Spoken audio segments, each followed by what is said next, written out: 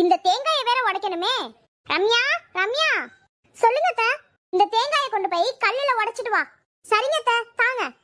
ஐயோ, அத்தை கல்லுல தான் உடைக்க சொன்னாங்க, எந்த கல்லுன்னு சொல்லலையே, கேட்டா வேற திட்டுவாங்களே. சரி சரி போவோம், அதுதான் சரியான கல்லு. சரளாக்கா, இங்க கொஞ்சம் வெளியே வாங்க.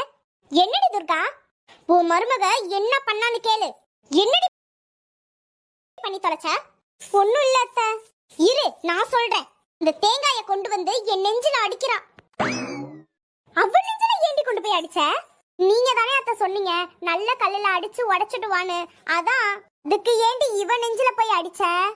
அத்தை, போன வாரம் நீங்களும் அந்த எய்த்த வீட்டு அக்காவும் பேசிட்டு இருந்தீங்கல்ல, துர்கா சரியான கல் நெஞ்சுக்காரின்னு. அதான் அத்தை.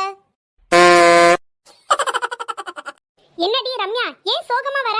ஆமா அத்தை, இந்த பக்கத்து வீட்டுக்காரவங்க கீழே இருக்க குடத்தை எடுத்து தர சொன்னாங்களா, அந்த குடத்துல இருக்க தண்ணி எல்லாம் உப்பையில கொட்டிருச்சு அத்தை. அதனால அவங்க என்ன திட்டினாங்க.